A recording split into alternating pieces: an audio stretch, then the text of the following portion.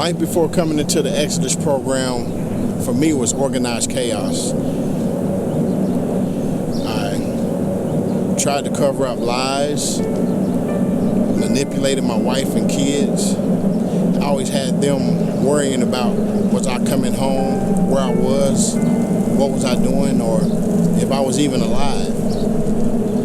It's just, I was broken.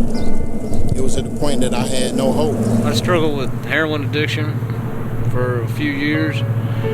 I just wanted a different life. I didn't like how I was living.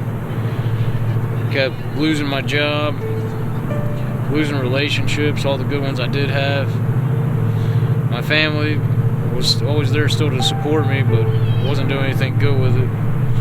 People wanted to help me. I was hurting them. I was a completely selfish person. I didn't care about anybody but myself. I robbed every single person around me. I wasn't concerned or had no cares, didn't feel bad about who I had to hurt in that process.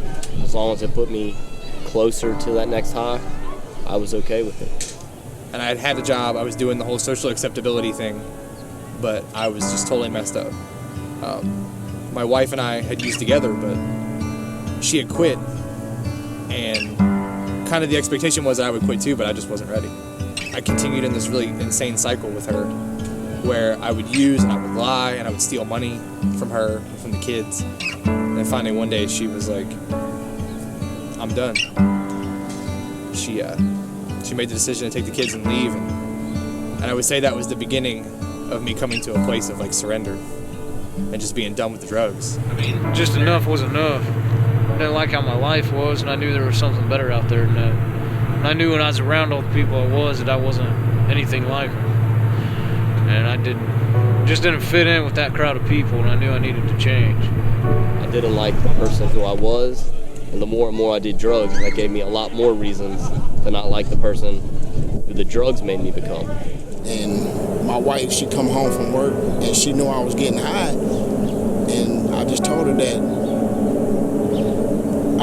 I didn't deserve her. She deserved somebody better than me.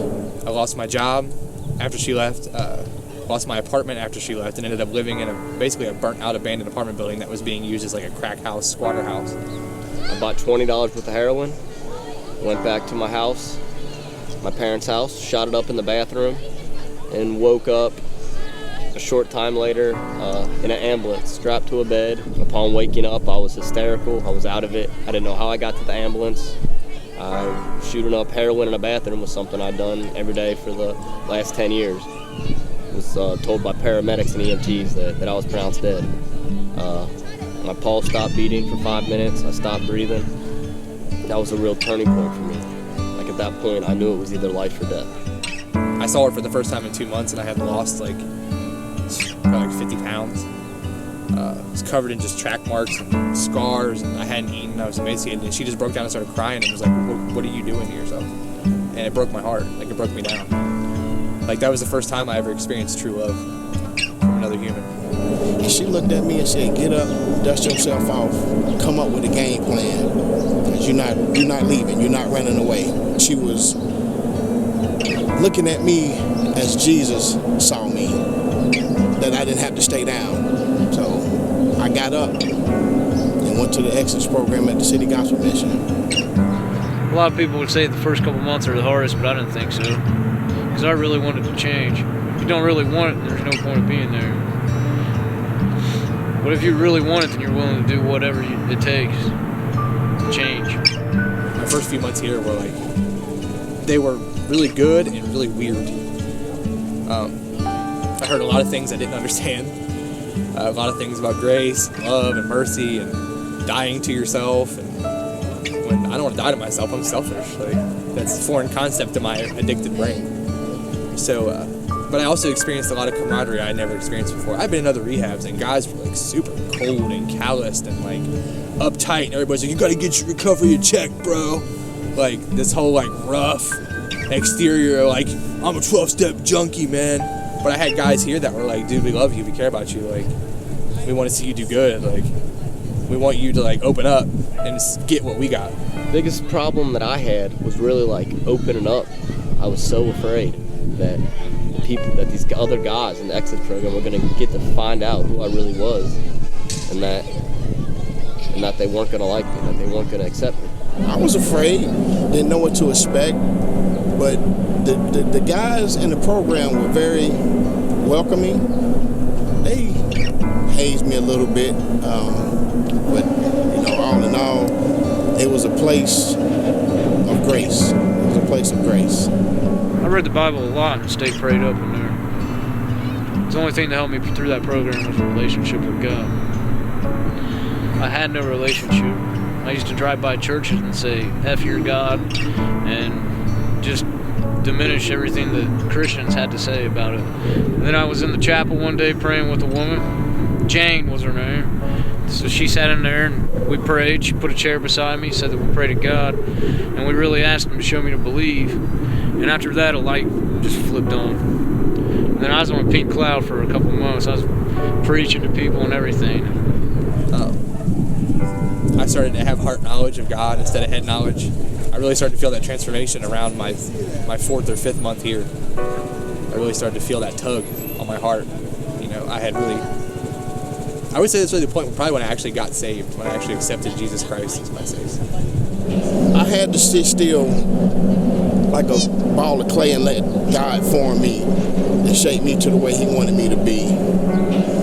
And at the end of the day, I'm a beautiful piece of pottery. I think one of the biggest things that I really had to overcome was just trying to find out an identity and realizing that God did make me the way that I am, and he did make me different, and he did make me even maybe strange, but he made me like that for his glory, and he made me like that so that I could influence and impact others.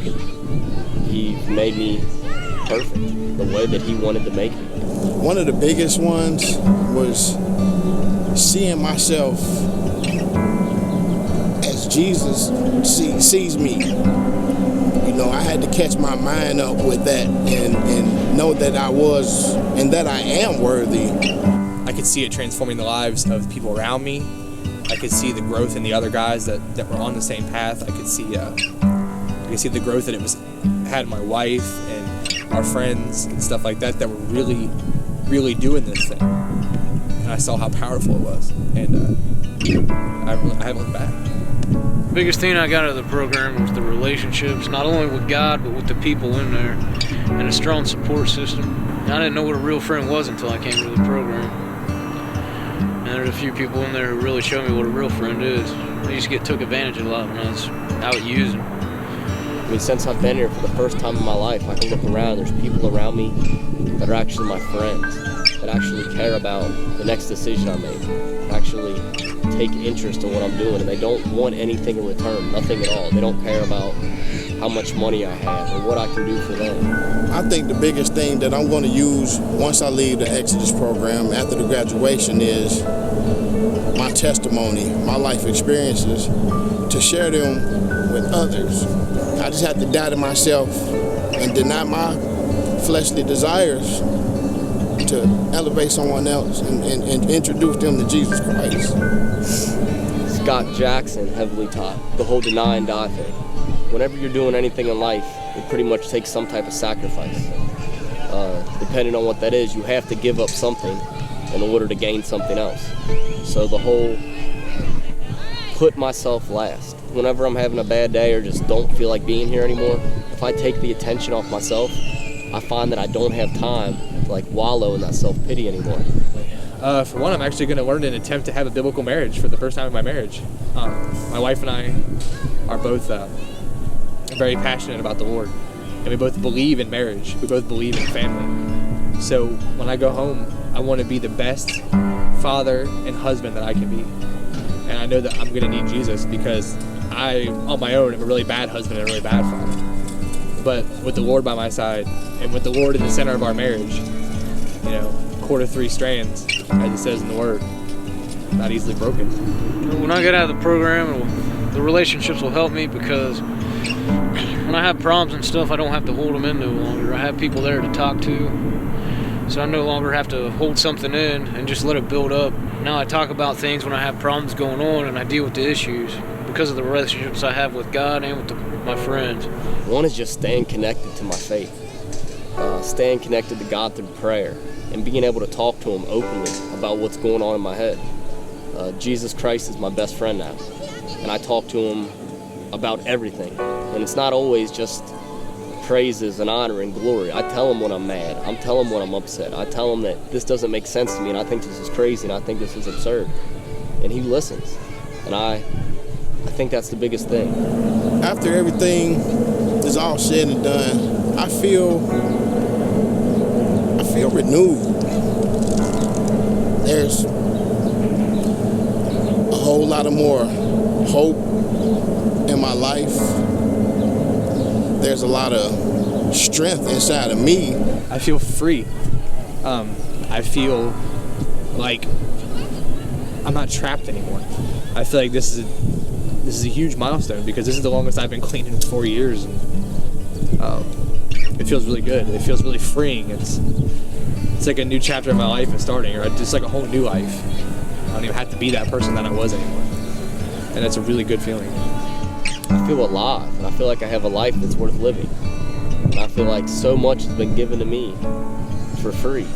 I mean, Jesus died in my place, and it just amazes me the amount of love that He could have for somebody that's as sick and as twisted as I am, and it blows me away. I just thank the people, who was there to support me even in the beginning, because Scott was there, and Jaron and Miss Nina. And I'd like to thank some of the friends too. Antonio, he helped me a lot. RJ. A lot of people helped me through the beginning. The strong support I have from the people will help me make it through. Mom, Dad, Timmy, and Tiff, I want to thank you guys from the bottom of my heart. Thank you so much for all the support that you've given me, and thank you for never losing hope in me. I love you guys. Krista, thank you for being a physical manifestation of God's love at the worst point in my life. Mwah. I love you, my Yiffy Biff. Go ahead. I just want to thank City Gospel Mission, the whole ministry, everybody here that's been involved in my recovery, everybody that's invested in me, and there's no other words to say but just thank you. You guys came and saved me when I needed to be saved. Thank you.